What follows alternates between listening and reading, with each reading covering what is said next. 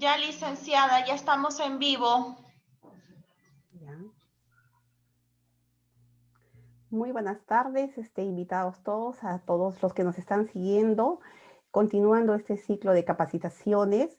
El Consejo Ejecutivo Nacional del CENSINES les agradece por seguirnos en estas capacitaciones. Esta tarde vamos a tener el webinario con dos importantes temas. Ética en la atención de pacientes con COVID-19, que será disertado por la doctora Virginia Garaycochea. Y el segundo tema, experiencias en la atención paliativa en pacientes con COVID o sonoterapia, que será disertado por nuestra colega Iliana Mujica González. Vamos a dar paso a la doctora Virginia Garaycochea esta tarde para que nos dé el primer tema, ética en la atención de pacientes con COVID. La doctora Virginia Garaycochea Cano es médico pediatra, egresada de la Universidad Nacional Mayor de San Marcos, pediatra en el Instituto Nacional de Salud del Niño de la sede Breña, y actualmente ella es una jefa muy querida del Servicio de Cuidados Paliativos. Es también jefa del componente de enfermedades raras y huérfanas de la Dirección de Enfermedades No Transmisibles del MINSA. Es magíster en bioética en la Universidad Antonio Ruiz de Montoya y es miembro titular de la Sociedad Peruana de Pediatría, de la Sociedad Latinoamericana de Investigación en Pediatría. Es miembro asociado de la Asociación de Estudios de Obesidad y Arteriosclerosis y de la Sociedad Peruana de Cuidados Paliativos. Miembro correspondiente activo de la Sociedad Peruana de Neurología. Además, ella es una querida, muy querida profesora de pediatría en la Universidad Cayetano Heredia y profesora de posgrado en bioética en la Universidad Ruiz de Montoya y profesora de la maestría de cuidados paliativos en la Universidad Nacional Mayor de San Marcos. Le damos la cálida bienvenida, doctora. Le agradecemos por haber aceptado a esta tarde. Muchas gracias, doctora. Adelante. Muchas gracias por la oportunidad de estar aquí y discutir un tema que es muy importante y crucial, especialmente en estos días, de ética en atención de pacientes con COVID. Esta pandemia nos ha enfrentado a situaciones nunca antes imaginadas. Personalmente, a pesar de los años vividos, nunca en todas las epidemias y pandemias que hemos pasado nos hemos enfrentado con escenarios como el presente, lo que nos está obligando a tener una forma nueva de conducirnos, de relacionarnos y de trabajar. Para nadie es un secreto que todo lo anterior pareciera que fue historia antigua. Y nos enfrentamos con que hay ciertos derechos de las poblaciones, ¿no es cierto?, como el derecho al libre tránsito, que ha sido suspendido momentáneamente por cuestión de la pandemia. Muchos se están negando el derecho al trabajo por cuanto no pueden desarrollar sus actividades libremente, y por otro lado nos enfrentamos con una serie de situaciones especialmente difíciles por cuanto esta pandemia, y el conocimiento de todos, ha agarrado el sistema de salud peruano, que ya era frágil, en un rato muy difícil, donde es muy agresivo enfrentar el problema, es muy violento hasta cierto punto enfrentar el problema por cuanto no tenemos ni camas, ni equipos, ni profesionales de la salud suficientes. Cosas tan básicas como la disponibilidad de oxígeno no las tenemos aún en Lima, en la capital. Creíamos que eso era un problema de provincias, pero ahora sabemos que es un problema de Lima también. Por lo tanto, esto nos desnuda en todas nuestras principales dimensiones. Salud y educación constituyen una cuestión olvidada del país, pero creo que tenemos que retomar. Agresivo enfrentar el problema. Es muy importante saber de que la ética en situaciones difíciles es la que viene en nuestra ayuda a fin de tomar las decisiones más prudentes cuando nos enfrentamos especialmente a situaciones conflictivas. Recordar que dentro de los objetivos de la medicina está el preservar la salud, pero también está evitar las muertes prematuras e innecesarias. Está el curar, pero cuando no podemos curar, siempre debe ser el aliviar, siempre debe ser el apoyar y acompañar al paciente. Sin embargo, en estas situaciones nos olvidamos de que tenemos que aliviar el sufrimiento y tenemos que apoyar y acompañar siempre. Por lo tanto, la ética viene con todos los criterios éticos a ser una guía de acción para la toma de decisiones en tiempos difíciles. En las condiciones habituales de atención en salud nos enfocamos siempre en los 4 principios bioética clásicos que conocemos: autonomía, beneficencia, no maleficencia y justicia. Y esto también es en reconocimiento a la dignidad de la persona humana. Sabemos que la persona humana es digna por solamente el hecho de ser ella y nos merece un respeto. Y eso no tenemos que olvidarlo.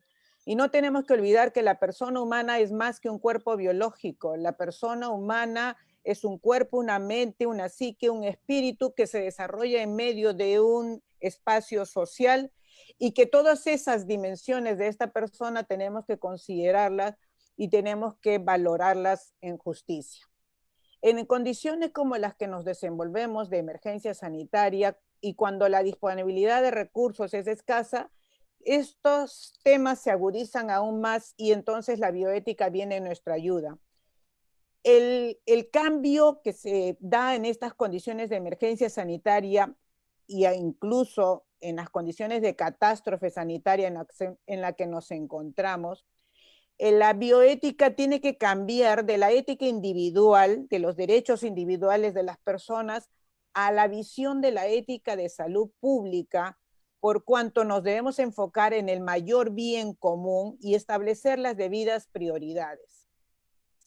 Hay una cosa que tenemos que recordar: si no podemos cambiar la muerte porque todos somos mortales, lo que sí podemos cambiar es la forma de morir.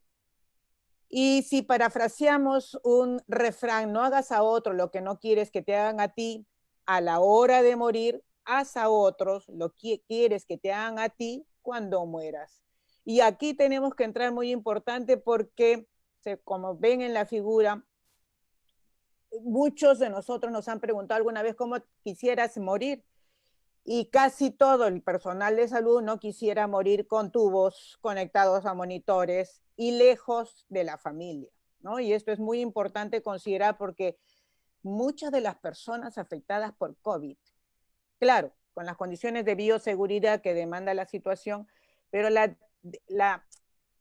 desterramos de su núcleo familiar, la separamos por completo, no tienen ni siquiera una voz humana que los consuele, porque nos preocupamos más de atender que el oxígeno y que la presión de oxígeno y que no sé qué y que no sé cuánto, y no le damos ni siquiera una voz de aliento a este ser humano. Si nosotros nos remontamos, esta es una clasificación no mía, sino de algunos otros autores en bioética, hemos pasado por una serie de clases de muertes en el transcurso del devenir histórico de la ciencia, especialmente de la ciencia médica. Pasamos por la muerte natural, aquella muerte en donde se cierran los círculos biográficos después de haber cumplido, que son los muertos de las personas mayores que ya cierran sus círculos, tienen hijos, nietos, cumplieron sus metas profesionales y puede descansar tranquilo, acompañado, ¿no? Luego de que ha cerrado su biografía. Pero también encontramos la muerte accidental en estos tiempos. Nos podemos accidentar en un accidente de tránsito o nos matan en medio de la calle, qué sé yo. Es la muerte accidental, la muerte brusca. En la segunda mitad del siglo XX, el desarrollo de la tecnología médica nos plantea un nuevo esquema que es la muerte intervenida. Y en la muerte intervenida es la muerte en UCI, donde tenemos que se establece una intervención sobre la naturaleza a fin de mantener con vida al paciente en tanto el proceso fisiopatológico se resuelve. Entonces tenemos a un ser humano postrado en una cama llena de una serie de aparatos del cual depende durante un tiempo hasta que logramos restablecerlo, si es que logramos restablecerlo. Esta es una muerte que hemos dicho, es una muerte que no considera o se ha olvidado un poco de la naturaleza de la dignidad humana, por cuanto considera al ser humano solo como un cuerpo que hay que retornar a la normalidad. En contrasentido de esto, contrapuesto a esto, se plantea la muerte con cuidados paliativos, que es aquella muerte que reconoce que el ser humano es finito, que reconoce cuando los medios tecnológicos no pueden sobrepasar ciertos límites y cuando humanizamos nuevamente el proceso de morir y lo establecemos en un ser humano que mantiene su dignidad, que se le trata el dolor y que procuramos que sea una muerte en paz y acompañado. Entonces, la idea de esta conversación es tratar de proponer algunas orientaciones éticas para la toma de decisiones en el entorno de esta pandemia COVID-19. Como vemos en la foto, es un grupo de profesionales de la salud tratando de atender a un paciente críticamente enfermo en esta pandemia. Nos acordamos entonces de los principios bioéticos, pero en el contexto de esta pandemia hemos dicho que cambiamos a la visión de la ética de la salud pública, donde los objetivos son maximizar los beneficios, es decir, salvar la mayor cantidad de vidas con la mayor calidad de vida posible, pero no olvidarnos que todo no es COVID, que es otra de las cosas que estamos viendo en los escenarios actuales. Muchos pacientes acuden a las emergencias por patología no COVID y no son atendidos o son puestos como COVID hasta demostrar lo contrario. Entonces, no nos olvidemos de tratar a todos los pacientes COVID y no COVID con igualdad, con la misma prioridad que cada uno necesita. Cuando nos llevamos y vamos a las emergencias, a las unidades de trauma shock, una de las cosas que tenemos que tener en claro que lo éticamente no correcto es atender al primero que llega, que es el primero en ser atendido, porque las priorizaciones así entendidas no siempre atienden al que más lo necesita, sino al que, por ejemplo, está más cerca de una emergencia o dispone de una unidad móvil para trasladarse más rápido, y que sin embargo puede hacer que venga otra persona con necesidades mayores de ser atendidos prontamente y que por no tener estos privilegios, entre comillas, llega un poco más tarde. Entonces, no es éticamente correcto atender al primero que llega por solamente ese hecho. Tenemos que priorizar en base a otros factores, como por ejemplo la funcionalidad de esa persona, si es una persona que ya está con fragilidad por alguna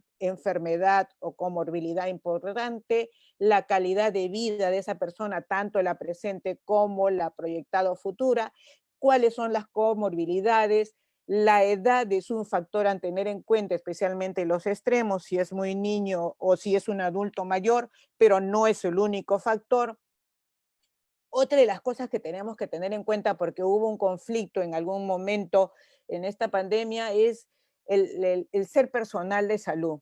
No es una discriminación tratar al personal de salud.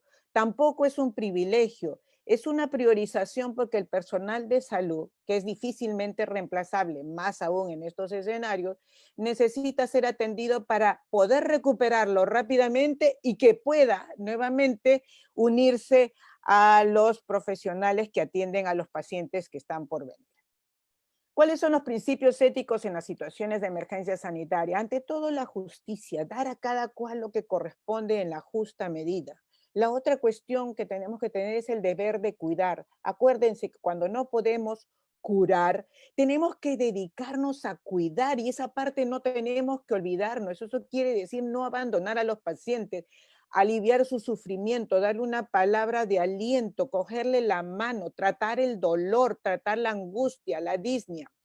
Tenemos el deber de administrar adecuadamente los recursos, no por ser fulanito de tal le voy a dar todo y por ser sutanito de tal no le voy a dar nada. Tenemos que adecuar el uso correcto, por ejemplo, de las mascarillas en los diferentes escenarios de atención. Es un criterio de justicia y de administración adecuada de los recursos. Si soy un personal de salud que no tengo contacto directo con los pacientes, por ejemplo, no necesito de repente una N95, de repente con otro tipo de máscara puedo asegurar mi protección y dejar la N95 para el personal que esté en áreas críticas. Otra de las cosas que tenemos que hacer es transparencia en las atenciones y en los procesos de atención. Si tenemos que priorizar, la sociedad en su conjunto tiene que conocer cuáles van a ser los criterios de priorización, cuáles son los criterios de atención. No puede ser que llegue un paciente a una emergencia y le digamos, a usted no lo atiendo porque ya tiene 80 años y no califica para nada. Oye, ¿dónde han dicho eso? Entonces, transparencia. La otra, consistencia. Hemos dicho atender al COVID y al no COVID, si el no COVID también necesita una atención de emergencia. Tenemos que tener proporcionalidad en las decisiones.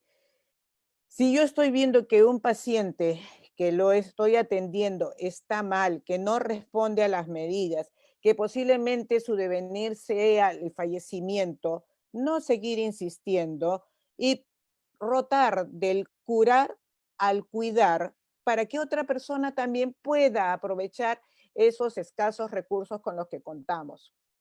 Por lo tanto, tengo que actuar con suma responsabilidad, hacerme cargo de las consecuencias de mis decisiones y de mis actos. Y lo otro que tengo que tener es responsabilidad, es decir, que cuando la sociedad me solicite, yo tengo que dar cuenta de esos actos.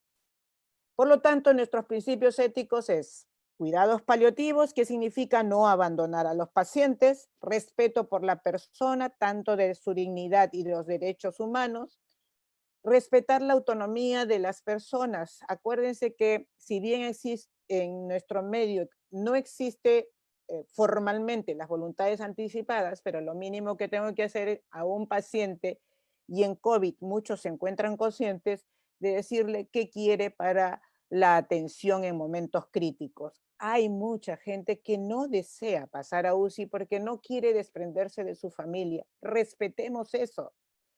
Hay lo que se llama la reciprocidad. Eso quiere decir, al personal de salud, yo soy recíproco en reconocer lo que está haciendo y lo atiendo y le doy las medidas de protección, los equipos de protección personal, le hago las pruebas diagnósticos que necesita, le proporciono el tratamiento que necesite. ¿Por qué? Porque lo necesito recuperar lo más rápido posible y tener lo más seguro posible, ¿no es cierto?, para poder seguir atendiendo a la comunidad. Confidencialidad. Esto a veces se obvia. Los resultados o el estado de las personas es un asunto de las personas y no tenemos que diseminarlo. Tenemos que tener en cuenta el cuidado integral de la persona con sus múltiples dimensiones y tratar de ser lo más beneficiente posible. Si esa persona quiere despedirse de la familia, aunque sea aprovechando las tecnologías de la información, tratar de proporcionarle ese bienestar. ¿Cuáles son los deberes de la autoridad sanitaria? Planificar. Y en esto sabemos que nuestras autoridades sanitarias han fallado, no han planificado y siguen fallando porque también siguen no planificando las cuestiones que se necesitan. La otra cuestión de la autoridad sanitaria, que es un deber imperativo, es proteger a su personal de salud y proteger también a los grupos vulnerables, ¿ok? Aquellos grupos vulnerables que sabemos que están, tenemos que protegerlos.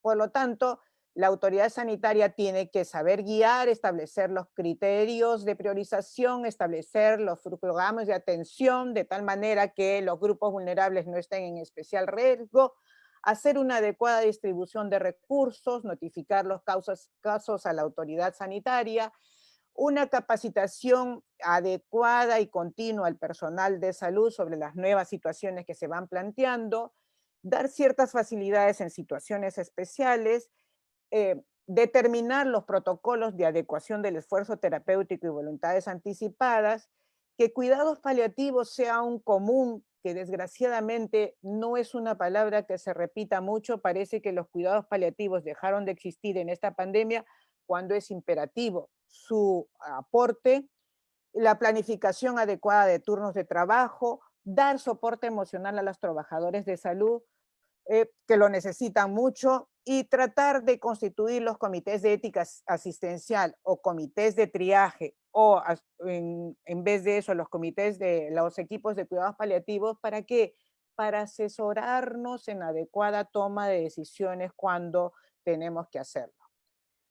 ¿Cómo establecer las priorizaciones de los pacientes en UCI desde el punto de vista ético? normalmente hay niveles de escalonamiento operacional. Desde las condiciones más o menos ideales en que tenemos tratamientos disponibles, las decisiones se basarán en los deseos de los pacientes y su mejor interés. Pero cuando comienza a haber limitaciones de los tratamientos, las decisiones deben ser contemplar la priorización. Y cuando nos encontramos escenarios como los que tenemos ahora, en que las demandas exceden la oferta de lo que podemos dar a los usuarios de los servicios de salud, la priorización no solamente es importante, sino es esencial. Y los tratamientos serán solo para aquellos pacientes con capacidad de beneficiarse rápidamente. Y eso está establecido en el mundo, eso se ha hecho. ¿Por qué? Acuérdense que la mirada de salud pública es salvar al mayor número de personas posibles y con buena calidad de vida. Eso es nuestro objetivo final. Por lo tanto, se establecen esquemas de tomas de decisiones. Y aquí les presento uno que es uno de los más difundidos desde el punto de vista ético en el mundo, donde hay 4 tipos de pacientes con 4 tipos de prioridades. En el lado 1, los pacientes con prioridad 1 son aquellos pacientes que están críticos, inestables, que necesitan tratamiento en una unidad de cuidados intensivos y que no tienen mayores comorbilidades y sabemos que ellos van a entrar y tienen la mejor opción de salir. Ese es el ingreso a UCI. El paciente con prioridad 2 son aquellos pacientes que están inestables, pero no están críticos, que tienen condiciones para resolver el problema, que necesitan una monitorización cercana porque eventualmente pueden necesitar medidas de cuidados intensivos, pueden necesitar oxigenoterapia de alto flujo, entonces a ellos los ingresamos en una unidad de cuidados donde puedan ser monitorizados, que son intermedios o cuidados semicríticos, ¿no es cierto?, para determinar de ahí si pasa UCI o si ya pasa a una sala de hospitalización cuando mejor. Este es el grupo 2. El grupo 3 y el grupo 4 no son tributarios de ingreso a UCI. El grupo 3 son aquellos pacientes que están críticos, pero que no tienen o tienen muy escasas posibilidades de recuperarse a causa de su enfermedad de fondo. Pudieran recibir un tratamiento intensivo para la enfermedad aguda, pero con límites terapéuticos. Quiere decir, no ingresan a ventilación mecánica, por ejemplo. No se intuban, no se hace resucitación cardiopulmonar en caso de parada cardiorrespiratoria.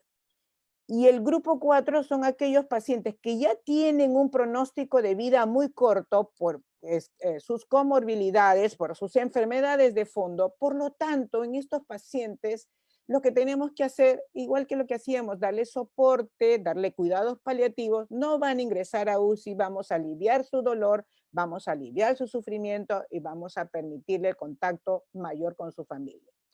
Otra de las propuestas en bioética desde hace algún tiempo, desde que fueron las epidemias del SARS, ¿no?, anterior al coronavirus, fueron estas que se trabajaron mucho en que, que consideran 3 principios éticos: el salvar más vidas, salvar más años de vida y el ciclo de vida. Y salvar más años de vida y salvar más años de vida con calidad. Entonces, eso nos establecía un sistema de puntaje donde podíamos colocar a nuestros pacientes desde aquellos que tenían criterios objetivos, como son una escala que es SOFA de cuidados intensivos. Aquí en nuestro medio creo que es más difundido el sistema Apache, podemos adaptar el Apache a este sistema de score, complementarlo con el pronóstico de vida a largo plazo de acuerdo de las comorbilidades y de la intensidad y avance de las comorbilidades, y complementarlo con las edades. En este esquema, los niños menores de 12 años están fuera. ¿Por qué? Porque los niños menores de 12 años merecen un tratamiento especial que está fuera de este esquema, pero para todo el resto de los grupos etarios se da. Por lo tanto, si ustedes tienen, por ejemplo, que se habla mucho del adulto mayor, un adulto mayor de 75 años, pero que no tiene comorbilidades, que ha venido y que en el sistema SOFA de criterios de reversibilidad del proceso tiene un criterio de un puntaje de menor de 6, este paciente es candidato a intubarlo porque sabemos que puede rápidamente salir. Pero si en vez tengo un paciente de 35 años con una diabetes avanzada, que ya está en un grado de insuficiencia renal, ¿no es cierto? Entonces, este paciente tiene una comorbilidad y tiene una oportunidad de salir que está mucho más alejada de poder ser un paciente con criterios a acceder a ventilación mecánica. Entonces yo creo que compartir estos 3 niveles de cuidados, de calificación, nos ayuda a tomar decisiones prudentes desde el punto de vista bioético y que respeta la dignidad humana. Por lo tanto, ¿qué cosa tendríamos que hacer en las unidades de emergencia?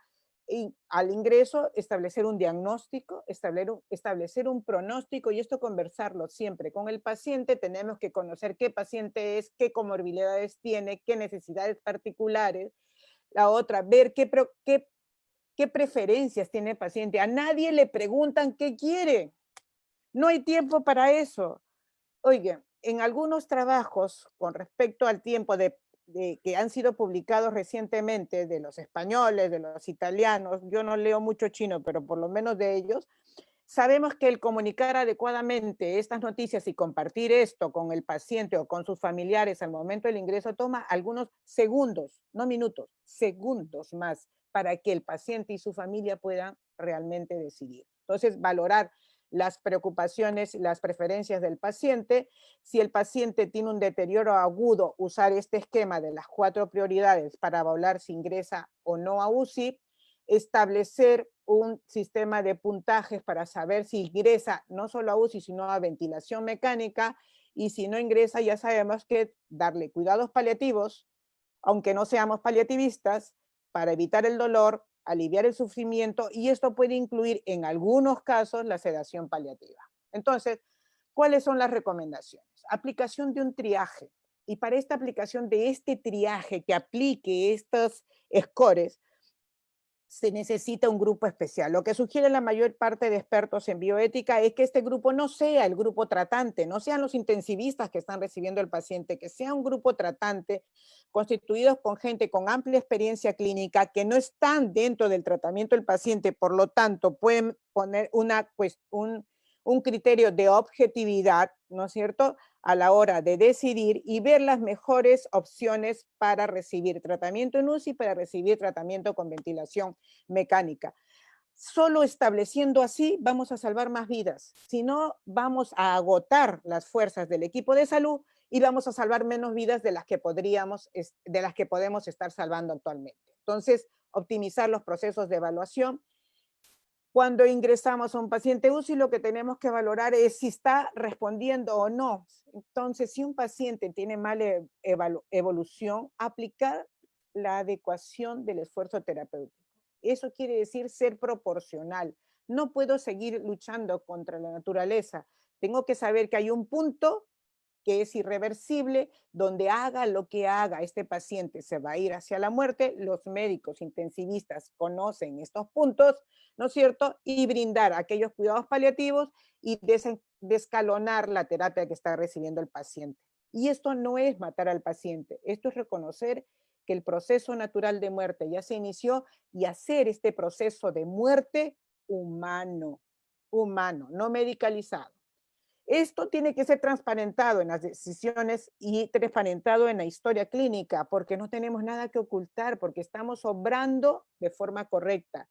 Comunicar estas decisiones al paciente y la familia de forma empática y de forma asertiva. Cuando nosotros le decimos a un paciente, va a ingresar a UCI, pero si va así, este paciente, vamos a dejar de intentar eso y nos vamos a ir a darle los cuidados para que no sufra y para que pueda ponerse en contacto con ustedes.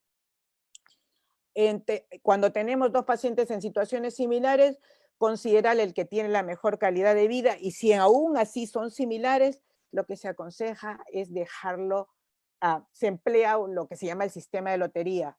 Si tengo 2 pacientes iguales con las mismas posibilidades de recuperación, con el mismo valor social, con todo lo mismo, y no puedo decidir entre la lotería, tengo que escoger de alguna manera, y eso es por la lotería, por la suerte. Entonces, ¿cuáles son las recomendaciones?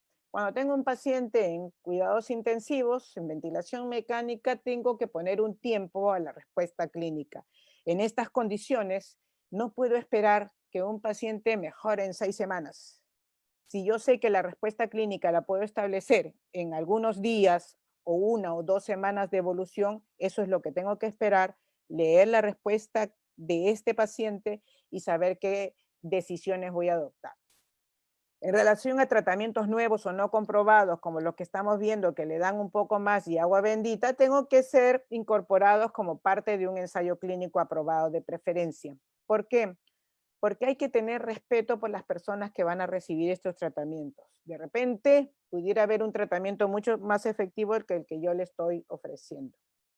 Los pacientes que hemos dicho de los grupos 3 y 4 que no califican para ingresar a UCI deben recibir siempre cuidados paliativos. No es posible que digan, usted no califica, se va a su casa y muera como pueda. Eso no es medicina, eso es cualquier cosa. Entonces siempre deben recibir cuidados paliativos. Propiciar la intervención de los comités de ética asistencial, si es que existen muy pocos comités de ética asistencial, o formar, y esa es responsabilidad de la autoridad sanitaria, formar comités de triaje, y en todo caso, si no lo tiene, pero sí tiene unidades de cuidados paliativos, quizás el equipo de cuidados paliativos, que es multidisciplinario, que tiene cierta experiencia en afrontar procesos terminales, pueda ayudar a tomar decisiones en caso de conflicto, ya sea de forma presencial o a través de la telemedicina. Brindar siempre apoyo a la familia, quiere decir información, que es una de las grandes quejas de las familias. No brindamos información y no necesita ser el médico el que brinde la información. Nosotros trabajamos en equipo y el equipo de cuidados paliativos, el equipo de cuidados intensivos, los equipos de emergencia están constituidos por médicos, enfermeras, psicólogos, que deben tomar más parte activa, trabajadoras sociales, que pueden ser de ayuda para el apoyo a la información de la familia y mantenerlos completamente bien informados. Propiciar un contacto final si el paciente va a fallecer, soportar o dar soporte en el duelo a esta familia y a este paciente.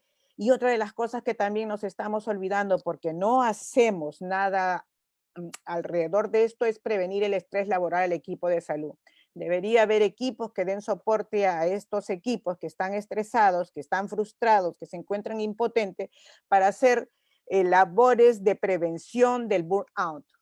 Tener en cuenta que la disponibilidad de tratamientos y equipos médicos puede cambiar con el tiempo. Si hemos tenido, ahora no tenemos, y de repente más adelante pudiéramos tener algunos de ellos nuevamente, pero hay que seguir priorizando en base a los mismos principios éticos. Y hemos dicho, la mayor priorización se da a aquellos pacientes que tienen la más alta probabilidad de recuperarse prontamente, es decir, los que tienen más oportunidad de sobrevivir y menor tiempo de requerir ese tratamiento.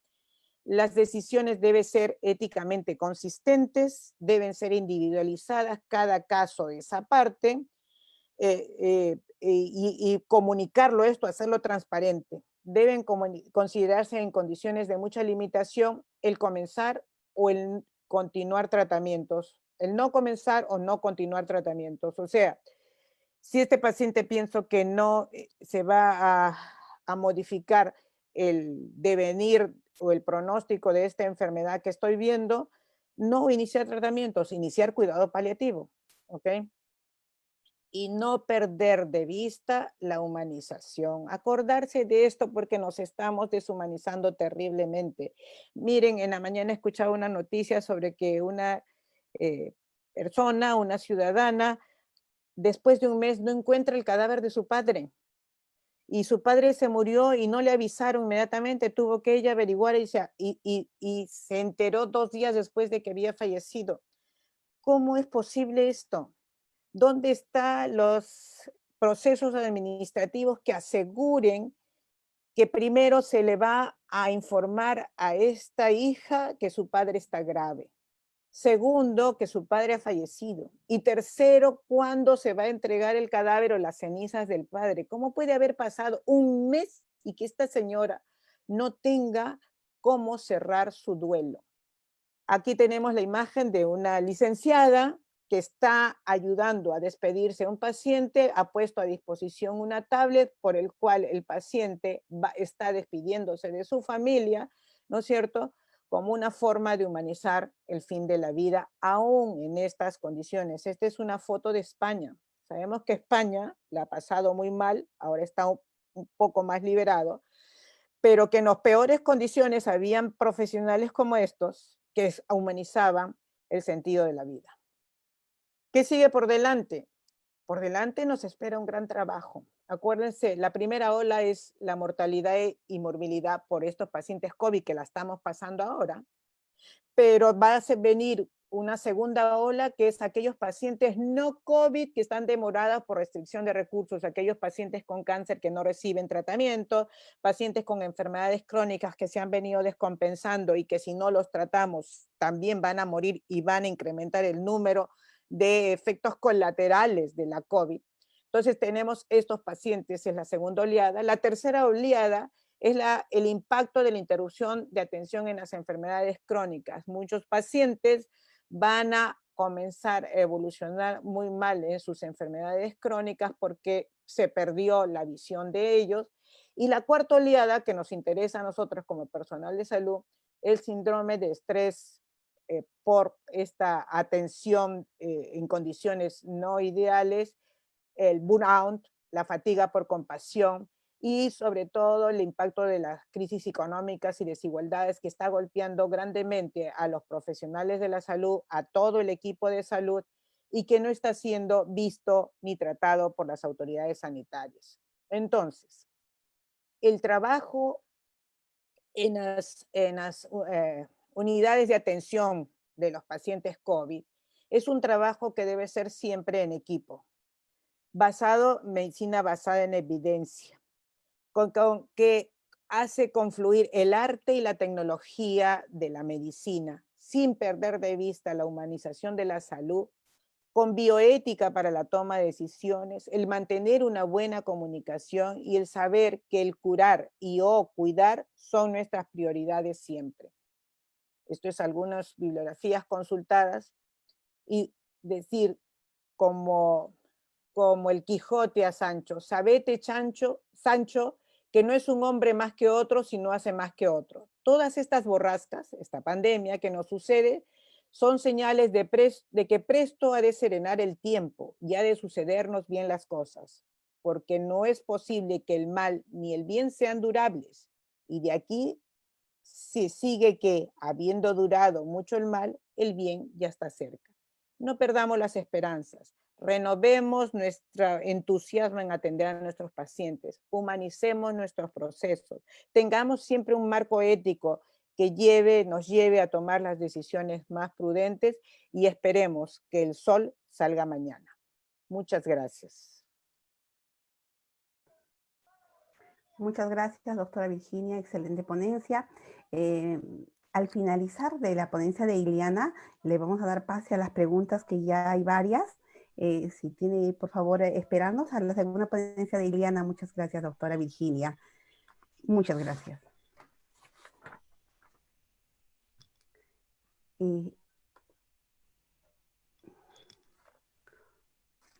Continuando con la segunda ponencia, vamos a dar pase a la magíster Ileana Mujica González, quien es enfermera jefe del Servicio de Terapia de Dolor y Cuidados Paliativos del Hospital Sabogal. Ella es magíster en gestión de servicio hospitalario, es especialista en emergencias y desastres, es coach en humanización de la salud, es docente universitaria de la Universidad Cayetano Heredia y es miembro activo de sociedades nacionales e internacionales. Además, Ileanita también es miembro de la red de cuidados paliativos de la RIENCUPA y de la red peruana de cuidados paliativos. Damos pase, Ileanita, ya estás en tu ponencia. Muchas gracias. Hola, buenas tardes, ¿me escuchan? ¿Me ven? Sí, te vemos y te escuchamos. ¿Mi carita también?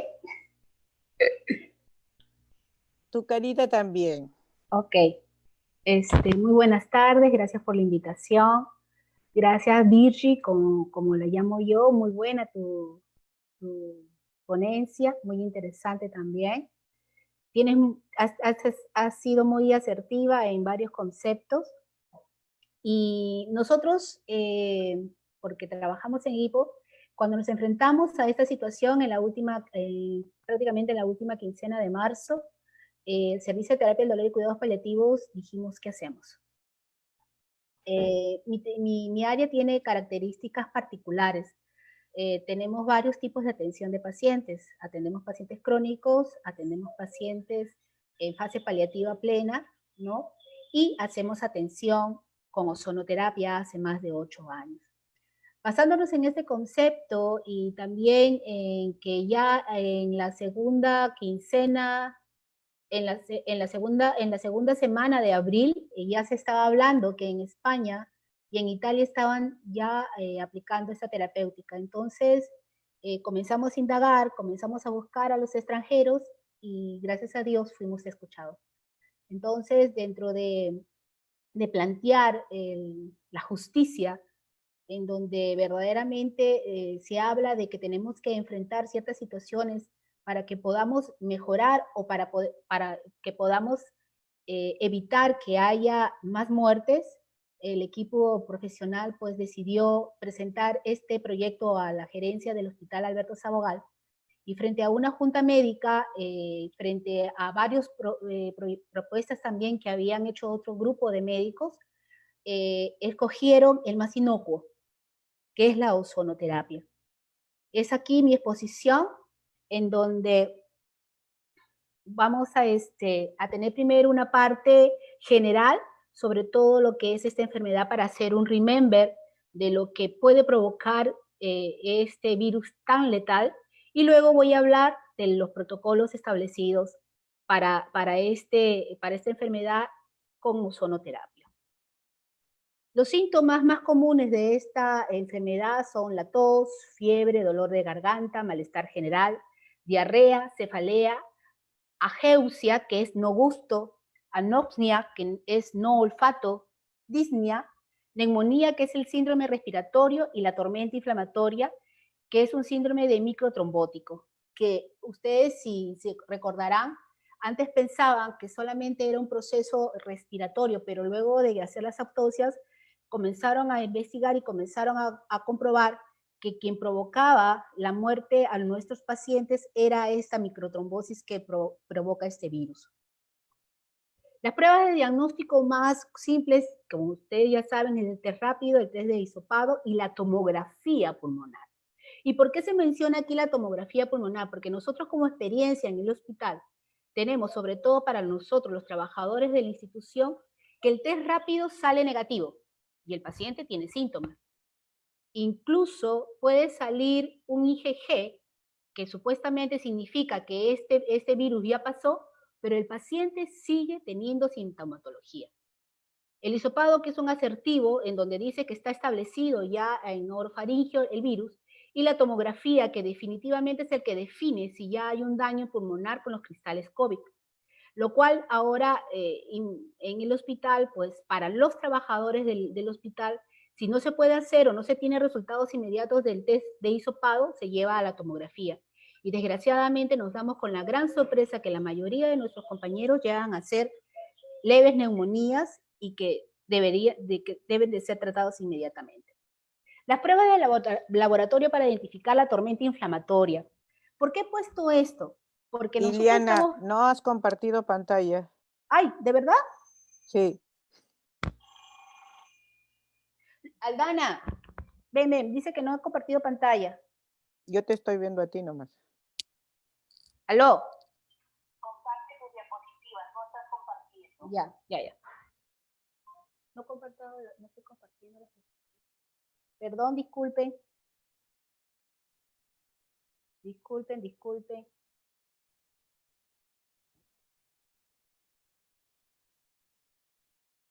Ahora sí. Pon en pantalla completa. Sí, ahora sí. Ya, ahora sí. Ok. Entonces, las pruebas de laboratorio para identificar la tormenta inflamatoria. ¿Por qué he determinado en esto en una exposición de enfermería? El médico es el que da la indicación de los análisis para poder hacer ciertos comparativos frente al estado del paciente, pero la enfermera debe también identificar estos análisis cuando el paciente, por ejemplo, está hospitalizado o se va a hospitalizar y todavía el galeno no no puede o ver los análisis. Tenemos que identificar estos 3 factores. El dímero D, que es un valor inferior a 100 nanogramos por mililitro. Los valores mayores a 500 sugiere fuerte coagulación diseminada. Entonces la enfermera tiene que reconocer si ese dímero D está alterado, el paciente ya está comenzando a tener la tormenta inflamatoria. La ferritina es un valor muy importante porque ya nos están dando a conocer que la liberación de las citoquinas es masiva. Por ende, esto puede cambiar en minutos o en horas y el paciente puede llegar a un estado crítico de inmediato. Y luego, como un componente adjunto a estas 2 pruebas que son determinantes para poder saber si este paciente ya está ingresando a tormenta inflamatoria, es el AGA, ¿no? Y de la parte más importante del AGA es el PAFI, que tenemos que saber para poder hacer un concomitante, que cuánto así es necesario ya que el paciente ingrese a ventilación mecánica. Es muy importante, queridas colegas, que esto enfermería también lo maneje, porque es un alarmante.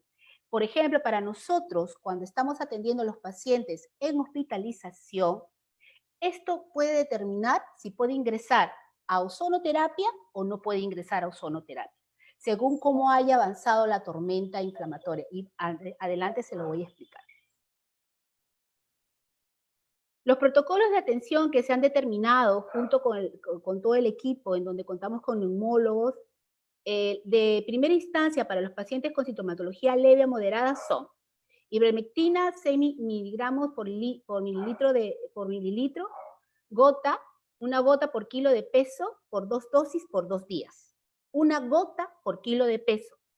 Acitromicina 500 miligramos, una tableta día por 5 días. Paracetamol 500 miligramos cada 8 horas por 5 días. Prednisona 20 miligramos cada 12 horas por 5 días. Para pacientes con sintomatología moderada, anticoagulación de bajo peso molecular con Pradaxa, 110 miligramos, 2 tabletas cada 24 horas por 5 días. Ozonoterapia autohemo mayor, 5 sesiones, 1 por día. Pronación cada 2 horas por 30 minutos, luego manteniendo posición semi-Foley, estando el paciente hospitalizado o atendido en zona ambulatoria. Tratamiento para pacientes con sintomatología moderada grave. Igualmente ivermectina, igualmente acitromicina, paracetamol, metilprednisolona, 100 miligramos pulso, que significa que el pulso se debe poner en 1 hora, cada 24 horas por 3 días, o dexametasona, 8 miligramos pulso también, eso quiere decir por 1 hora, por 4 días por vía endovenosa bajo vigilancia hospitalaria. Anticoagulación con inoxaparina según dosificación por kilo de peso, que eso lo determina la indicación médica, no más de 10 días, con controles de perfiles de coagulación diario. Hemos visto que a veces, por la premura de la atención, hay pacientes que ingresan a la anticoagulación y tienen más de 15 días de anticoagulación y nos damos con la gran sorpresa que ya salieron del proceso COVID y se quedan hospitalizados por problemas de coagulación. Oxigenoterapia según la necesidad del paciente, con valoración permanente del AGA, ¿no? Y eso se debe de hacer intrahospitalariamente. Ozonoterapia autohemo mayor, 10 sesiones, 1 por día. Pronación cada 2 horas por 30 minutos, luego manteniendo una posición semi-Fowler. Secuelares que produce el coronavirus. Nosotros tenemos que considerar que no termina simplemente con tener el episodio agudo, moderado o leve de esta enfermedad, sino que el paciente puede quedar con graves secuelas. El mayor daño que puede dejar esta enfermedad a nivel pulmonar, porque también se manifiesta que hay daños a nivel de otros órganos, es la fibrosis pulmonar. Y eso depende del daño que se tenga a nivel de la neumonía que provoca esta enfermedad. Las neuropatías post-COVID, que son condiciones crónicas en donde el paciente va a quedar con las mialgias, sobre todo en la zona de la espalda, y que eso debe de ser tratado inmediatamente por especialistas del dolor para evitar estas neuropatías. Y daño psicológico masivo, porque todo el mundo que se enferma de COVID, lo principal y lo primero que tiene es miedo a morir. Y créanme que ahí en el hospital tengo cualquier cantidad de personal, mis compañeros, no necesariamente enfermeros, sino todos mis compañeros que tienen una angustia única, y que verdaderamente estamos viendo cómo pueden ser atendidos psicológicamente para que puedan reingresar a trabajar después de los episodios que ellos tienen. Ozonoterapia. Gracias a este tratamiento que no es nuevo, que es un tratamiento que se da hace muchos años y que tienen ciertas propiedades que están inmersas en el proceso que se están haciendo en este momento, hemos podido obtener en el hospital una baja casi nula de mortalidad en el personal del hospital. Y también una baja de mortalidad en los pacientes usuarios externos que llegan a recibir ozonoterapia, ¿no? Porque ustedes saben, como dijo la doctora Gaycochea, los hospitales están abarrotados de pacientes y por más que queramos nosotros darle a todos, no podemos porque somos un equipo reducido, pero estamos tratando de cumplir con la mayoría de ellos. El ozono actúa como antioxidante, es un inmunoregulador, estimula los glóbulos blancos, lo que aumenta la defensa del organismo, ¿no? Incluso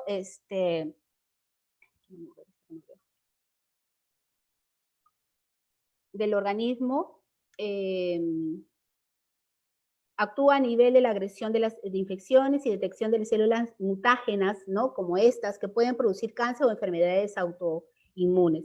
Además, a nivel de los glóbulos rojos, se incrementa la liberación de oxígeno, generando un mayor transporte de oxígeno a las células, mejorando la función celular y la circulación en general. Y también es poderoso germicida, elimina hongos, bacterias y virus. Y bajo esta premisa se comenzó a trabajar con este tratamiento. Los principios básicos de la ozonoterapia son 3. El premium no nocere, ante todo no hace daño. Este gas es totalmente inocuo. A la hora que ingresa al organismo, ya sea por la vía rectal, ya sea por la vía endovenosa, tiene una estancia no más de 1 hora. Luego se desvanece. Cumple su función y se desvanece. Escalonar la dosis. Es necesario que esto sea asistido o administrado por gente experta, por gente que sabe de lo que se está haciendo.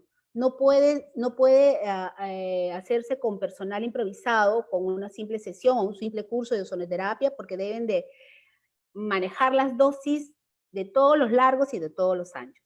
En general, empezar siempre con dosis bajas, irlas incrementando lentamente, excepto en úlceras o heridas infectadas, donde se procederá en forma inversa, ¿no? Empezar a dosis altas y disminuyendo las dosis. Aplicar la concentración necesaria.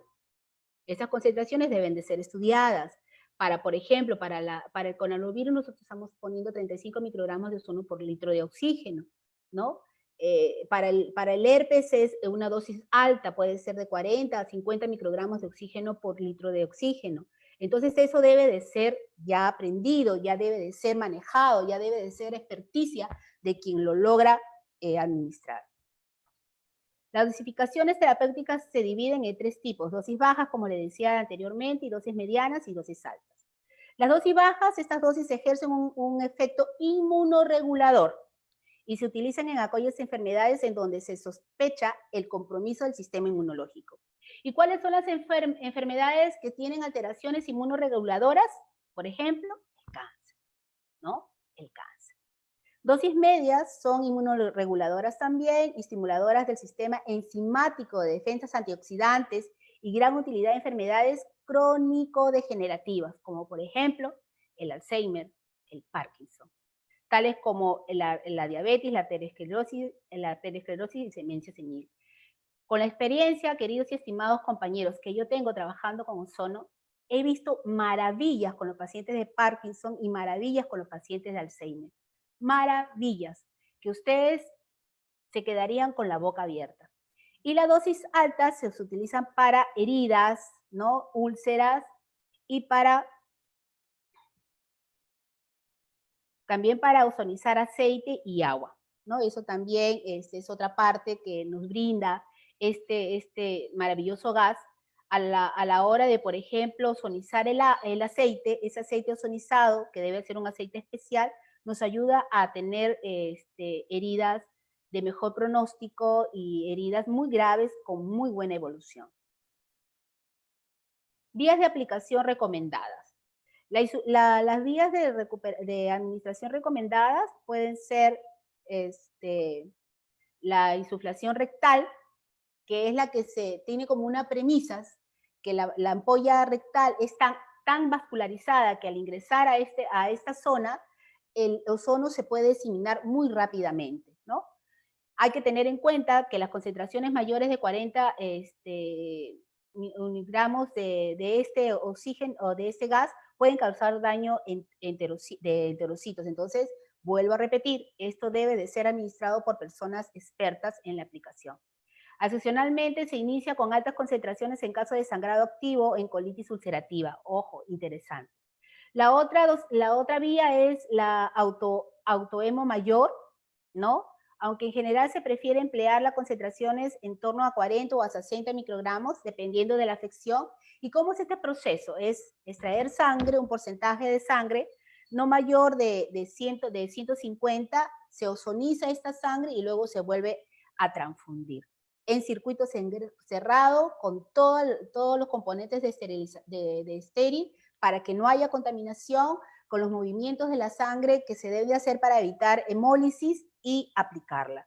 Y también tenemos que ser muy cuidadosos. Y el autohemo menor, que es a través de la vía intramuscular. Igualmente se saca un porcentaje de sangre venosa, ¿no? 5 centímetros, ozoniza esa sangre y se pone por vía intramuscular. La inyección, las vías de aplicación no recomendadas por no ser seguras definitivamente es la vía de ozono endovenoso directo, ¿no? Como es un gas, podemos provocar un problema embólico.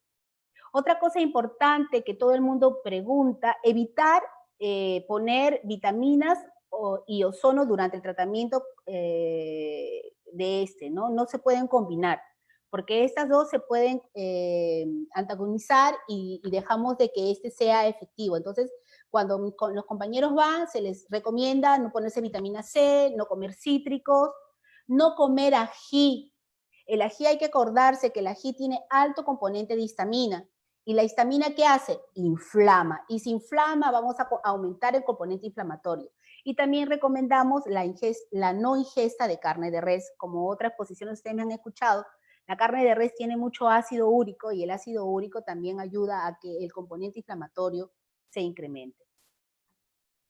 Vía de aplicación prohibida, la vía inhalatoria. Nosotros cuando ponemos ozono tenemos que tener mucho cuidado de no inhalarlo, porque esto sí produce un gran daño a nivel pulmonar cuando nosotros inhalamos el ozono, ¿no? Porque provoca daño a nivel alveolar, ¿no? Y también puede provocar una fibrosis pulmonar. Entonces nosotros lo que aplicamos diariamente el ozono, tenemos que tener máscaras especiales para poder poner el ozono, tener en cuenta de que no haya escape de las máquinas de este gas para evitar la intoxicación por este gas. La única contraindicación que se puede manejar, bien se dice porque no lo he considerado aquí en la exposición, es la hipertensión no controlada. Ningún paciente hipertenso que está no controlado puede recibir ozono por autohemo mayor, porque vamos a inducir a que haya más incremento de la presión arterial y podemos provocar un daño severo al paciente. Las patologías más apropiadas para ser tratadas con ozonoterapia, esto también lo consideré que deberían ustedes saberlo, para que no solamente se quede en un cliché, ¿no? Y sepan de que verdaderamente hay bastante de esto para que puedan ustedes posteriormente buscarlo en la literatura. Las enfermedades de primera categoría, eso quiere decir que son las más efectivas en el tratamiento de ozono, entre ellas se encuentran la osteomielitis, enfisema pulmonar, acceso con fístulas, heridas infectadas, úlceras de decúbito, escaras, úlceras crónicas, pie diabético, quemaduras, enfermedades isquémicas avanzadas, degeneración macular relacionada con la edad, es muy importante, porque la oftalmología ortodoxa no da tratamiento significativo. Nosotros tuvimos un paciente, no adulto mayor, sino un niño que tuvo este problema, le poníamos ozono rectal porque no se dejaba poner el autohemo mayor y logramos muy buen resultado con este niño. Enfermedades ortopédicas, síndrome de fatiga crónica, fibromialgia, es una maravilla en las pacientes con fibromialgia, ¿no? Enfermedades del estómago, enfermedades infecciosas agudas. Acá, por ejemplo, están viendo ustedes en las enfermedades agudas, estamos hablando ya de todas las enfermedades causadas por bacterias, por virus, hongos, y de lo que ya se han tratado de virus, hemos tratado los virus de la hepatitis, del SIDA, que hay, ¿cómo se llama? Evidencias de baja de carga viral de estas dos enfermedades. Y esto es una sostenibilidad para poder también manifestar o seguir en el componente de insistir con este tratamiento para reforzar, para reducir la sintomatología del COVID y para evitar sobre todo la tormenta inflamatoria en estos pacientes. Patologías más apropiadas en la segunda categoría, fatiga relacionada con cáncer, ¿no? Asociada a tratamientos ortodoxos, puede acelerar y mejorar los resultados del tratamiento. La ozonoterapia hasta ahora no se ha demostrado efectos terapéuticos en el cáncer, pero sí, como les decía, regula la inmunidad de estos pacientes. El asma, en el asma también. Luego las enfermedades de tercera categoría, tenemos enfermedades autoinmunes, demencia senil, como les decía anteriormente, enfermedades pulmonares como enfisema, enfermedad pulmonar obstructiva crónica, fibrosis pulmonar, idiopática y síndrome de distrés respiratorio agudo. Entonces, esa es otra premisa para poder aplicar este tratamiento al paciente con COVID. Nosotros tenemos experiencia en pacientes con fibrosis pulmonar, ¿no? Mejora mucho su saturación, mejora su componente respiratorio y su calidad de vida. Acuérdense que mi servicio lo que tiene como consigna es dar cuidado y alivio y disminución de la agresión del síntoma en paliativos. Metastasias del cáncer severa y difusión de múltiples orgánicos, ¿no? El equipo COVID paliativo del hospital que se logró formar constan de estas siguientes profesionales, y es bueno que ustedes lo sepan para que los conozcan. La doctora Carmen Cabrera, que trabaja en el Servicio de Terapia del Dolor y Cuidados Paliativos, el doctor Carlos Iberico, que es neumólogo del Servicio de Neumología, la doctora Inés Sáenz, que es la jefa del Servicio de Anestesiología, doctora Irma Sotomayor, doctora Anita Osorio, el doctor Jimmy Ospina, que es del Servicio de Terapia del Dolor y Cuidados Paliativos, la magíster Ileana Mujica, licenciada Victoria Arenas, licenciada Cecilia Elías, técnica de enfermería Jessica Milla y técnica de enfermería Olga Condori, del Servicio de Terapia del Dolor. Este es el equipo COVID paliativo del Hospital Alberto Sabogal Zuloaga. Ahora les cuento cómo hemos planificado este proyecto y cómo lo estamos tratando. Tenemos dos áreas en donde tratamos pacientes con COVID. Tenemos un área ambulatoria en donde solo se atienden al personal del hospital. Este personal tiene sintomatología de leve a moderada. Incluso llegan muchos compañeros que no son hospitalizados a pesar, como le decía anteriormente, que tienen neumonía y nosotros los manejamos. Entonces, se cumple con el tratamiento farmacológico rígidamente, con la supervisión de la parte médica y con el apoyo de enfermería frente a cualquier signo de alarma, y los compañeros reciben su tratamiento de ozonoterapia. En los cuadros estadísticos que tenemos planteados ya, se ve que el paciente logra una marcada mejoría ya a la tercera autohemo mayor, ¿no? En donde ya la saturación mejora, donde ya la sintomatología, por ejemplo, de la cefalea, del dolor esternal que tiene, ¿no? Mejora cualquier cantidad. También hay colegas que evolucionan no bien, y son muy pocos, por la neumonía que ellos tienen, se les hospitaliza y se les sigue poniendo ozonoterapia en hospitalización. El otro grupo va a hospitalización frente a una interconsulta que le hace el médico del servicio de COVID, van a evaluar al paciente, evalúan la historia clínica y ven si es candidato a recibir ozonoterapia. Sea este compañero trabajador del hospital o sea un paciente externo, ¿no? Igualmente todos tienen el derecho a recibir este tratamiento. Se le da, se le vigila hasta que este paciente mejora notablemente en la sintomatología y pueden llegar a salir de alta pronto. Entonces, estamos logrando en estos, desde abril hasta hoy día, logrando de que, por ejemplo, en el Hospital Sabogal, gracias a Dios, hasta el momento no hemos tenido ningún paciente, trabajador en la institución, que haya llegado a fallecer. Hemos tenido a un solo técnico que ya salió de la UCI, que estuvo muy malito y que tenía comortalidades, como uno de ellos es la obesidad, y que hizo una infección agregada, ¿no? Y se demoró un poco más de salir de la UCI, pero Santiago, porque así se llama, ya salió de la UCI, ya se está mejorando y seguimos avanzando, ¿no? La propuesta, con todas las bondades que puede ofrecer el ozono al individuo, se llega a un consenso internacional con médicos españoles, italianos, cubanos y peruanos, y se propusieron ayudar a evitar que el paciente contaminado con COVID llegara a tener complicaciones tan severas como la muerte. Es por ello que con el ozono se logra un equilibrio inmunológico, disminuir el proceso inflamatorio, actuando a nivel de las citoquinas, evitando así la tormenta inflamatoria. Y eso es lo que se está logrando hacer. Estos son artículos ya publicados en tan pocos meses y son todos artículos, ya sea de España, de Italia, ¿no? Y creo que hay uno francés por ahí que ya están dados, que ya se están publicando sobre las experiencias que se tiene con este tratamiento frente al COVID. Esta es una opción que ayuda a que no llegue el paciente a complicarse y llegue a una UCI a ventilación mecánica.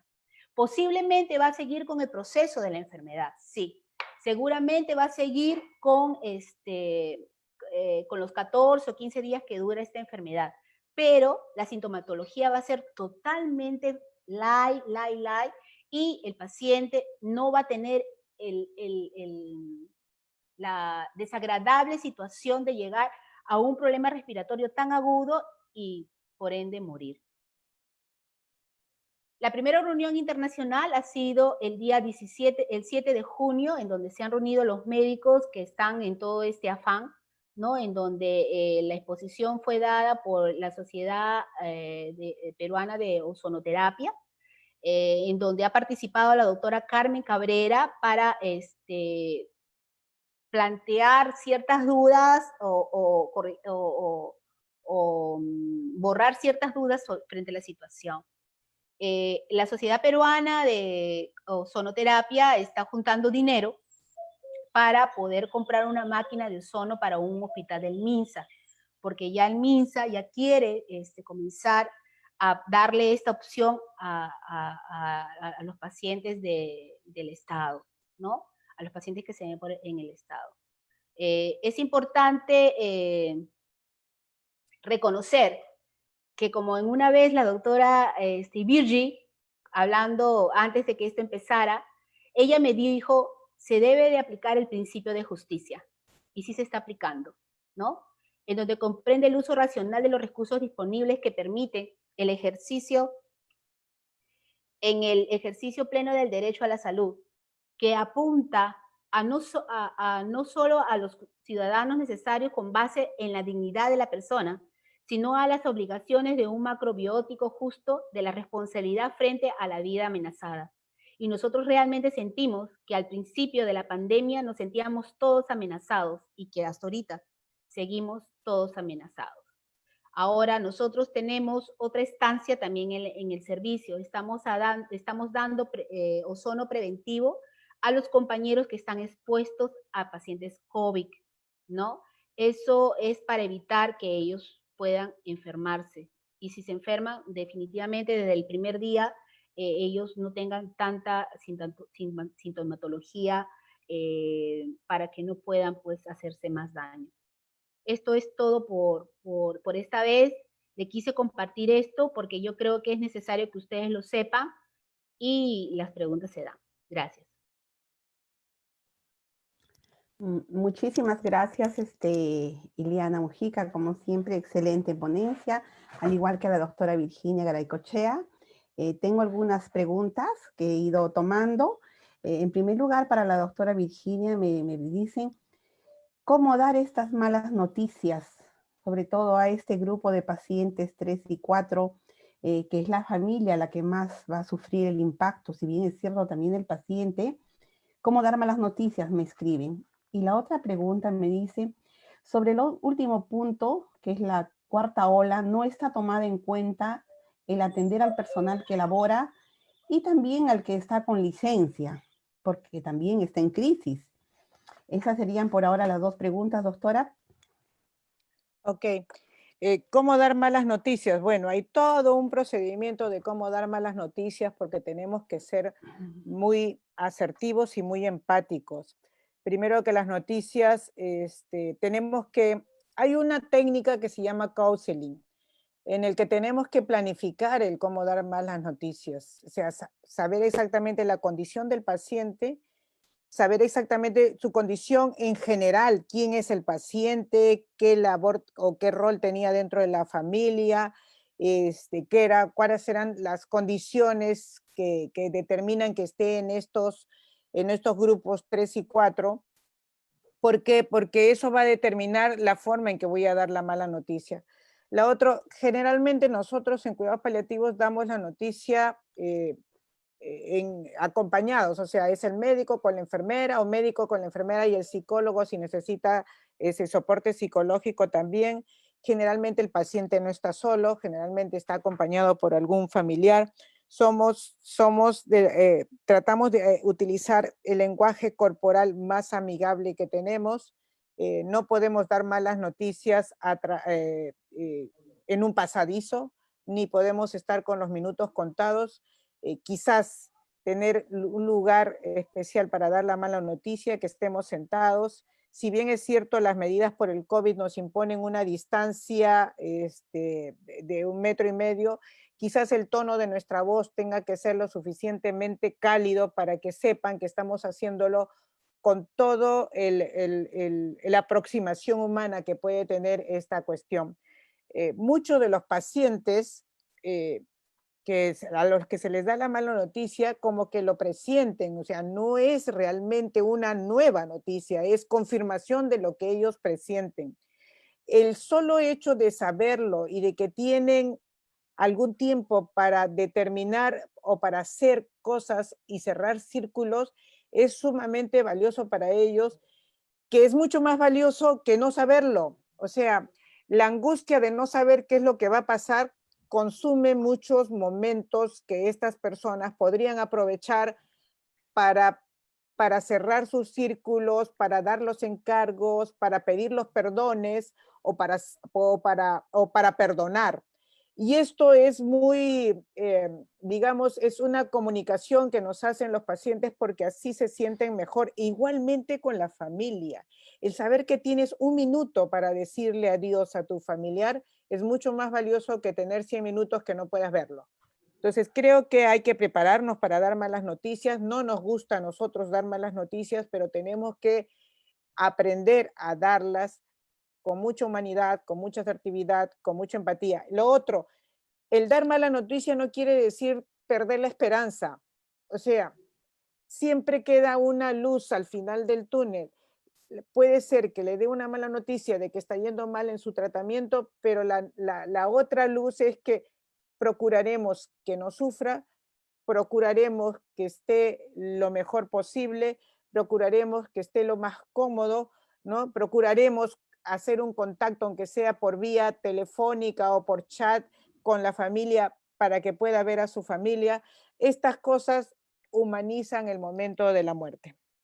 Esa es con la primera pregunta. Y con la segunda pregunta, con respecto a la cuarta ola y el compromiso de la salud mental del equipo de salud luego que pase esta ola de la pandemia, yo creo que esta es una esfera muy descuidada en las gestiones en general, porque lo único que nos estamos preocupando es que el equipo de salud atienda, pero no tenemos un soporte que los mantenga, y por eso hay ciertas reacciones que ya se ven de burnout, ¿no? O sea, alejamiento, indiferencia, como que ponen los profesionales de la salud una barrera para no involucrarse emocionalmente con lo que esté pasando a su alrededor. Por eso es que a veces son muy duros en su forma de comunicar y en sus decisiones, o rehuyen el comunicar. Entonces yo no le voy a decir nada, que lo diga el otro. Esas son formas, ya síntomas de que el personal de salud no está yendo bien. Y yo creo que debe constituirse equipos de salud desde el nivel central hasta el nivel operativo para que se den las condiciones de soporte al equipo de salud. Esta pandemia todavía tiene para un tiempo más. Quizás vaya bajando, pero poco a poco, y se va a extender en el tiempo el tener pacientes que tengan esta enfermedad. Y no solo estos pacientes, sino aquellos que vengan como efecto colateral de la COVID. Acuérdense que hemos dicho que hay muchos enfermos crónicos que están siendo descuidados y que ellos van a empezar a descompensarse en el tiempo. Tenemos que dar soporte a los equipos de salud. Los equipos de psicología tienen que formarse específicamente para esto y ayudarnos a sobrepasar. Ellos saben las técnicas, saben las dinámicas. Puede ser una vez cada 15 días, una vez mensual, pero necesitamos dar soporte al equipo de salud. Gracias. Doctora, aquí tengo otra pregunta que me acaban de escribir. Dice, ¿qué estrategia sugeriría en tiempos de COVID para disminuir el impacto de los duelos por COVID? ¿Y se puede abordar el cuidado espiritual del paciente con COVID cuando la muerte es inminente? Creo que ya no los ha explicado eso. Pero la pregunta, ¿qué estrategia sugeriría en tiempos de COVID para disminuir el impacto de los duelos por COVID? El impacto de los duelos está resultando ser tremendo. ¿Por qué? Porque no hemos tenido oportunidad de despedirnos, porque no tenemos oportunidad de velarlos a nuestros muertos, no tenemos oportunidad incluso de enterrarlos. Hay gente que recibe después de un tiempo prolongado los restos que se supone de su familiar. Y lo otro es que ni siquiera sabíamos qué tan mal estaba porque no pudimos comunicarnos al final. O sea, hay muchas condiciones para tener problemas en el duelo. Por eso es que tenemos que humanizar estos momentos, justamente para que los duelos sean, entre comillas, saludables. El poder despedirse de alguien y el que alguien se despida de nosotros hace que esto sea un trámite mucho más amigable para los que quedamos a este lado del mundo energético. El poder decirle a esta persona que se está yendo que lo queremos mucho y que vamos a estar bien y que darle el permiso para partir es sanador para el que está pasando el duelo. Y eso es lo que tenemos que tratar de permitir. En España ya hay toda una vuelta a la tortilla. Desde mediados de abril ya hubo todo una cuestión de humanizar el sentido porque veían que había mucha gente en duelo patológico.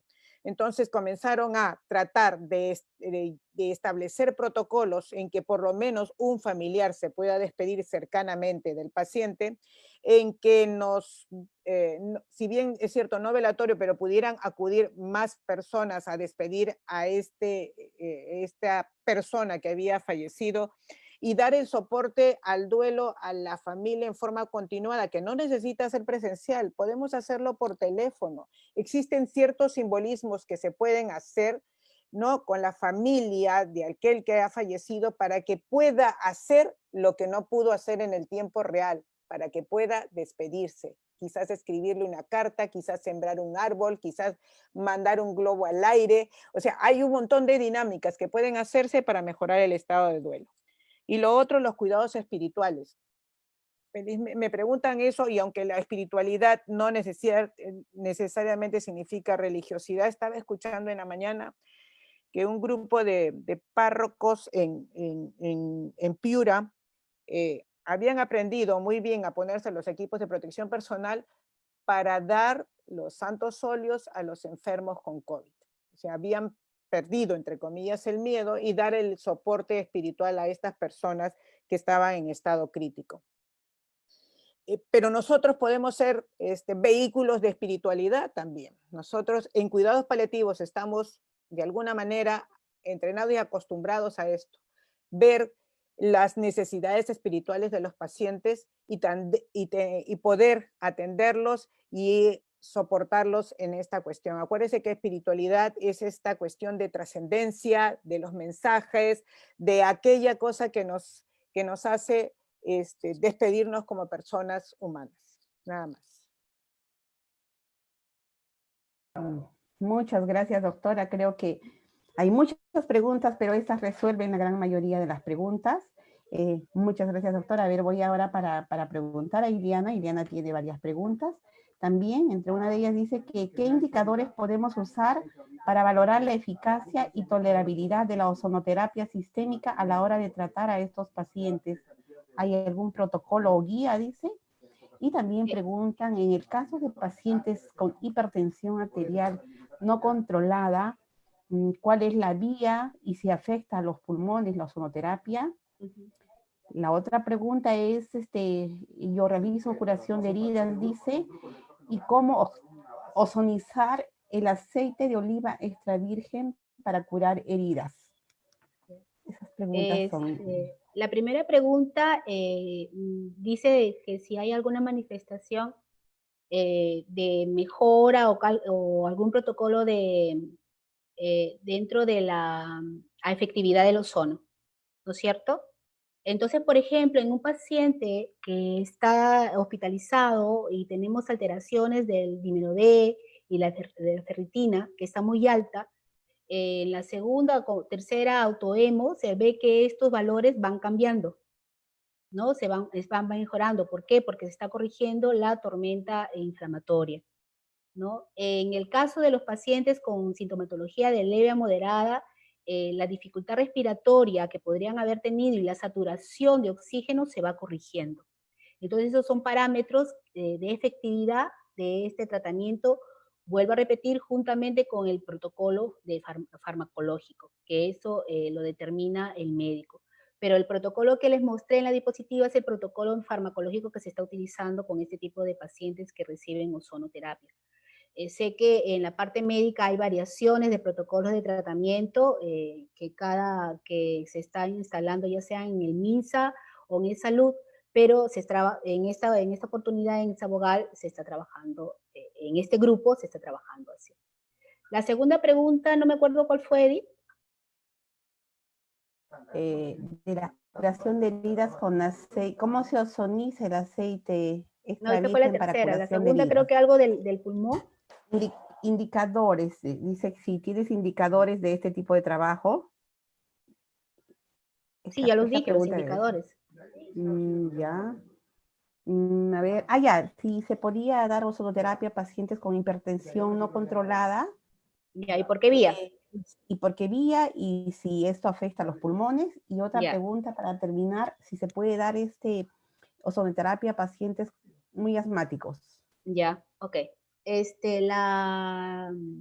Los pacientes que están con hipertensión no controlada no pueden ingresar a ozonoterapia, ya sea por vía endovenosa o por vía rectal, porque este gas se disemina inmediatamente a nivel vascular. Entonces se debe de controlar la presión arterial y luego el paciente ya con la presión arterial controlada, a pesar de que es hipertenso, puede recibir el tratamiento, ¿no? Nosotros tenemos siempre la costumbre del paciente que dice que es hipertenso, le controlamos la presión arterial. Si está con la presión alta, se evita el tratamiento hasta que este haya sido controlado. Ahora, la única forma de que el ozono haga daño a nivel pulmonar, vuelvo a repetir, es a través de la vía inhalatoria. No hay otra forma como el ozono puede hacer daño a nivel pulmonar, solamente por la vía inhalatoria. ¿Eso qué quiere decir? Si yo saco una jeringa de ozono y me la pongo en la nariz y inhalo, eso me va a hacer un gran daño. Ahora, para la ozonización del aceite, el aceite que se prefiere se utiliza de preferencia es el aceite de girasol, más no el de oliva, ¿no? El aceite de girasol es el que se prefiere para ozonizar este aceite, porque tiene otro tipo de impregnación a nivel de la piel, el aceite de girasol. Entonces, eso es un proceso que se hace a través de una concentración continua de ozono en una cierta cantidad de aceite, en donde este aceite se debe conservar en frasco de vidrio, ¿no? No en plástico, para que no pierda su efectividad. Y luego de haber sido ozonizado, guardarlo en una temperatura menor a la de ambiente, eso quiere decir que tiene que estar refrigerado para poderlo usar. Pero otra opción para aquella colega que tiene la inquietud de aplicar ozono en heridas, previamente se debe de utilizar cámaras ozónicas. ¿Esto qué quiere decir? En donde la zona donde está la herida se debe hacer unas cámaras ozónicas en donde se le puede entrenar al personal para que aprendan a aplicar estas cámaras ozónicas que duran por lo menos 30 minutos, y luego de esas 30 minutos de cámara ozónica aplicar el aceite ozonizado para ver la efectividad de la regeneración del tejido dependiendo del tipo de herida que el paciente pueda tener. Ya. Gracias, Liliana. Doctora, tengo una pregunta interesante para usted. Dice, en estos tiempos de COVID, el enfermar de COVID en muchas personas mayores lo consideran como una muerte inminente y ya no quieren salir de la puerta de su casa. ¿Qué se podría hacer? De repente está relacionado esto con morir en casa, ¿no? ¿Qué beneficios tendría? Sí, si sabemos que es un adulto mayor y tiene muchas condiciones de alto riesgo y que no serían tributarios, entre comillas, de recibir cuidados paliativos, como son múltiples comorbilidades, un estado de fragilidad, quizás respetar la voluntad de la persona sería lo más adecuado y procurar, eso no quiere decir que no tenga ningún tratamiento, procurar algunos tratamientos que disminuyan y traten las molestias, especialmente al final de la vida. Ahora, hay muchos de estos adultos mayores que sobreviven al COVID, ¿verdad? O sea, no es que tengan una sentencia de muerte absoluta. Muchos sobreviven, pero sí han pasado muy mal porque no han tenido ningún cuidado médico al lado o ninguna mano médica o de equipo médico en general que los ayude. Yo creo que en esto estamos fallando, que podría haber equipos itinerantes que se preocupen también de estos pacientes que no solamente son adultos mayores, que pueden ser pacientes frágiles, que están en casa, que no quieren estar solos en el hospital, que quieren que si a sus últimos días están cerca, están rodeados de la familia, bueno, que la familia esté protegida, que él esté lo más confortable posible y acompañarlos en este trance. Yo creo que esa es la solución. O esa sería la sugerencia. Personalmente yo creo que es la parte más humana del asunto y lo que pasa es que a veces el no contar con los equipos de protección personal necesario para las visitas domiciliarias hace que se limite un poco esto.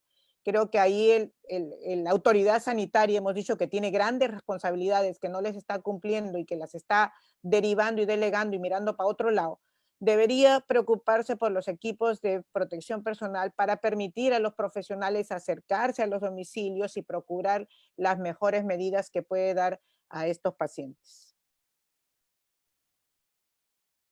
Gracias, doctora. Aquí tengo una última pregunta, creo, porque siguen llegando las preguntas. Dice, ¿cómo abordar en la familia la muerte, teniendo en cuenta la forma tan abrupta como llegó el COVID?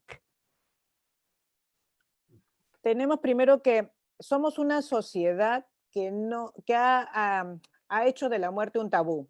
Y yo creo que tenemos que quitar ese tabú de la muerte. Todos somos seres mortales. El 100% de los seres humanos morimos y tenemos un span de vida que es más o menos variable. Yo soy pediatra y tengo niños con enfermedades limitantes de la vida y que mueren a temprana edad. Los geriatras, bueno, los atienden a los adultos mayores. En general, la muerte es un proceso natural inherente a nuestra propia naturaleza de ser biológico, pero que la muerte no es el final de una persona.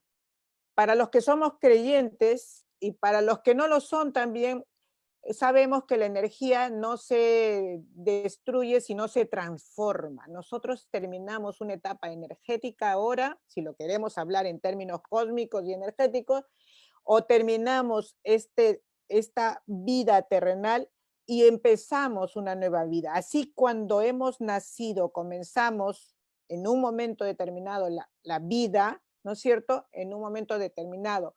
Seguimos, pero de otra manera. Yo creo que este es el comprender y sacarle el tabú que rodea la muerte, y el conversar acerca de la muerte con nuestras familias nos va a permitir estar más preparados.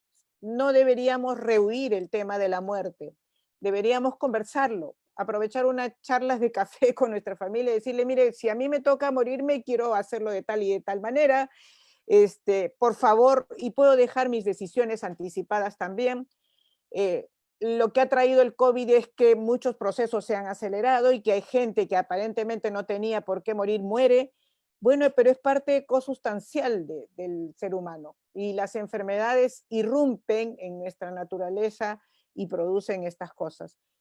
Sacar el tabú de la muerte, considerarla una cuestión natural y no considerar un evento final de la persona, sino como un paso hacia adelante en otra forma de existencia o en otra forma de vida. Excelente respuesta, hablar de la muerte, que no sea un tabú entonces. Para Iliana dice, ¿es ético la distinción en la atención de pacientes COVID y no COVID en un centro asistencial? Sabogal tiene un programa para atender el aspecto psicológico a los familiares que pierden un familiar por COVID. Para Iliana. Gracias por la pregunta. Nosotros estamos tratando que a la par de que se asista a esta nueva opción terapéutica para los pacientes con COVID, cuando, como dijo también la doctora Larouche, estamos trabajando con las colegas que están en los pisos, ¿no? Planteando ciertas situaciones para el acercamiento del familiar al paciente, ¿no? No necesariamente solamente en la UCI, porque no solamente en la UCI, en el hospital, están los pacientes muy graves, sino también están dispersos en áreas que han establecido en el hospital.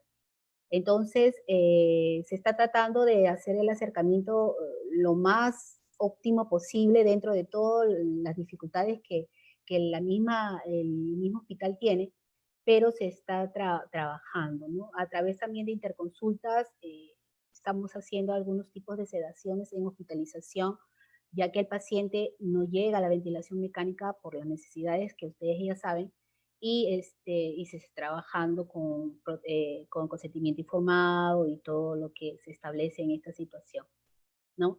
En el hospital sí, hay zonas COVID, que son las mayorías, y hay zonas no COVID, como por ejemplo emergencia no COVID, que se ha establecido ahora en el área de rehabilitación, y medicina no COVID, que está en el misma área, pero que definitivamente a veces se corre el riesgo de que los pacientes que ingresaron no COVID al final se convierten en COVID y luego se hace todo un alboroto, ¿no? Entonces eso creo que está pasando en todos los hospitales. Si puedo intervenir un ratito. Sí, doctora. Debieran establecerse circuitos diferenciados para tratar de no, que especialmente los grupos vulnerables, que son los que acuden, los grupos vulnerables no COVID, que son los que acuden a los hospitales porque el resto no está acudiendo, estén protegidos de alguna manera para no contagio con pacientes COVID, ¿no? Y lo otro, que hemos perdido un poco, estamos estigmatizando al paciente COVID, aún sin tener el diagnóstico completo. A veces dicen, o sea, dice, viene con, qué sé yo, con fiebre y tos, este es COVID hasta demostrar lo contrario, lo metemos con los COVID y si salió negativo ya lo contagiamos, ¿no es cierto?, por estigmatizarlo, y lo tratamos como trataría en la Edad Media a un apestado. O sea, esa persona que llega y alguien le planta una etiqueta de COVID es un apestado, que debemos separarlo, que no debemos hablarle, que no debemos acercarnos un poco más y que lo debemos dejar a un costado. Oye, eso es deshumanizar al extremo la atención de los pacientes. O sea, no podemos como profesionales de la salud permitir llegar a estos extremos. Tenemos que rescatar la parte humana de nuestras profesiones, el por qué somos lo que somos, el por qué escogimos estas profesiones, y no estigmatizar a los pacientes, no abandonar a los pacientes, no discriminarlos de alguna manera, establecer los circuitos diferenciados, exigir los EPPs que tenemos que exigir. Hay cosas que tenemos que exigir porque es un derecho del trabajador y es una obligación del empleador, ¿no es cierto? Porque tampoco es que arriesguemos nuestra vida, ¿no es cierto? Tenemos familias y todas esas cosas, por lo tanto tenemos que exigir los EPPs necesarios, pero tenemos que humanizarnos, porque a veces estamos vestidos de astronautas presentados detrás de un escritorio. Y eso tampoco, ¿no es cierto? Eso tampoco. O sea, ¿para qué me he visto de astronauta si no voy a estar cerca al paciente? ¿Ok? Entonces, humanizamos el asunto, y estoy hablando de cuestiones reales porque yo lo veo, ¿no? Entonces, yo soy, y lo veo con mis colegas, ¿no? Yo soy fulano de tal, estoy vestido de astronauta porque voy a tener relación con pacientes COVID, pero nunca me acerco al paciente COVID, ni siquiera lo examino. Le mando al residente, al interno, bueno, ahora no hay interno, le mando al residente que lo examine y que me cuente, pero yo no me acerco. Oye, entonces, ¿para qué te estás protegiendo tanto, pues? No, yo te estoy protegiendo como Estado para que tú seas humano, para que tú seas un buen profesional, para que le des la atención a este paciente de ser humano a ser humano. Esa es mi llamada de atención. Por ejemplo, en el caso de nosotros tenemos dos áreas bien determinadas, en donde atendemos, como le dije, en el área ambulatoria a los pacientes COVID, que son nuestros compañeros de trabajo, pero en nuestra área del servicio de terapia del dolor y cuidados paliativos, ahí atendemos a nuestros cuidadores, porque nuestros pacientes de cuidados paliativos no van al hospital porque son totalmente vulnerables. Entonces, mis cuidadores o nuestros cuidadores, ¿qué hacen? Nos llevan fotos, nos llevan videos para poder evaluar a nuestros pacientes, porque todavía no estamos haciendo telemedicina, ¿no? Entonces, esa es la forma en donde podemos hacer el abordaje paliativo, enseñar ciertas pautas, acomodar ciertas enseñanzas previas para que esto se siga manejando. Nosotros nunca hemos dejado de atender a nuestros pacientes porque no es un área que se podría cerrar. No hemos olvidado a nuestros pacientes, no lo podemos olvidar a nuestra razón de ser, ¿no? Pero como dije de antemano, frente a esta coyuntura, el Servicio de Cuidados Paliativos también dijo, ¿qué hacemos, no? ¿Qué podemos nosotros brindar también a esta situación que se está presentando? Y es por eso que se decidió ayudar de esta forma a otro grupo que no pertenecía a nosotros, y hemos tenido que leer un montón, hemos tenido que aprender un montón, actualizamos un montón sobre la evaluación de este tipo de pacientes y sobre la enfermedad que era totalmente desconocida, para poder tener dos grandes grupos hectáreos de asistencia, ¿no? Entonces, igual estamos planteando todo lo que es paliativos, y sí, gracias a Dios, pues con mucha decisión y con mucha cautela, ninguno de nosotros del equipo, gracias a Dios, no está contaminado, porque verdaderamente nos cuidamos, porque necesitamos cuidarnos para poder seguir atendiendo, ¿no? Y entonces esa parte sí es sumamente exigente, ya sea médico, enfermera y técnico y personal de limpieza, todos están cuidados, porque es un equipo multidisciplinario, porque tenemos dos consignas bien marcadas en el hospital. Y una última cosita que de repente en mi exposición faltó.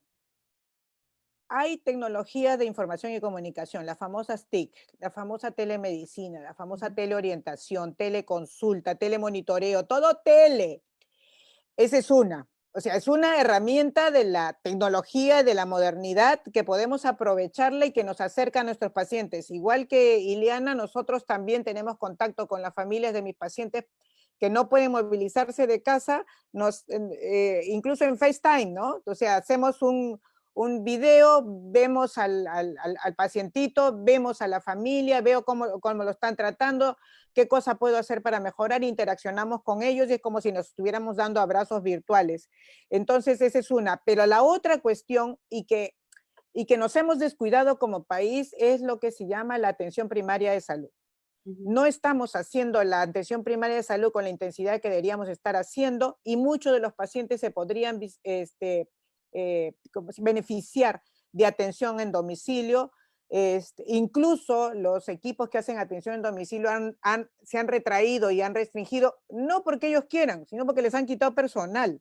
Entonces ahí viene otro problema, ¿no? O sea, se ha desvestido un santo para vestir a otro, cuando la atención en domicilio en esta clase de pacientes muy vulnerables sería sumamente eficaz y sumamente beneficiosa. Muy bien, doctora, muchas gracias. Yo creo que esta pandemia nos tiene que dejar alguna experiencia, algún conocimiento, algún cambio, alguna motivación, ¿no? Y como que estuviéramos interconectadas las tres, precisamente el viernes 19 está programada una capacitación de telemedicina en tiempos de COVID que va a ser dado por el doctor Leonardo Rojas. Y el segundo tema va a ser experiencias en la implementación del trabajo remoto para el personal de salud en tiempos de COVID. Justo lo que es necesario en estos tiempos. Muchas gracias, doctora Virginia. Un gusto tenerla esta tarde. Podríamos quedarnos quizá charlando más y el auditorio virtual seguiría pregunta y pregunta. Muchas gracias, Ilianita, por compartir tus experiencias. Un honor tenerlas como amigas. Gracias. Muchas gracias. Hasta la próxima vez. Estoy segura que repetiremos nuevamente porque hay mucho que ustedes nos puedan enseñar a nosotras. Gracias. Ok, gracias a Cuídense. ti. Adiós. Adiós a Cuídense. todos. Gracias a ustedes. Hasta Gracias. luego. Adiós.